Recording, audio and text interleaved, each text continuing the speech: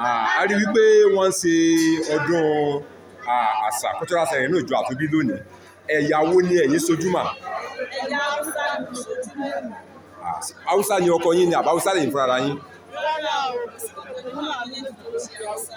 Wọ́n fi tipá mú yín láti sojú ẹ̀wà ẹ̀yà Hausa? Rárá, a fẹ́ fi gbé káàkiri ọ̀kan náà ní wá torí ẹ̀ láti darapọ̀ mọ́ àwọn Hausa.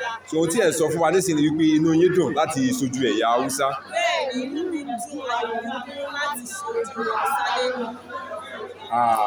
Ìbáṣepọ̀ wo lẹ rò pé ó wà láàrin àṣà àti ẹ̀sìn, àti pé ǹjẹ́ ó ṣeé ṣe láti yọ àṣà kúrò nínú ẹ̀sìn? Ṣíṣe méjèèjì wọ́n ṣiṣẹ́ papọ̀ fúnra wọn ni àlejò àṣà kúrò nínú ẹ̀sìn méjèèjì ló ṣiṣẹ́ papọ̀. Gẹ́gẹ́ bí ọmọ ìjọ onítẹ̀bọmi, ǹjẹ́ ẹ lè gba àwọn ìjọ mìíràn yálà ìjọ onítẹ̀bọmi tàbí ìjọ mìíràn láti ṣe àmúlò irú ohun báyìí nínú ìjọ tiwọn náà? Jẹ́ àkókò láti kó ara wa papọ̀ láti wà ní ìṣọ̀kan.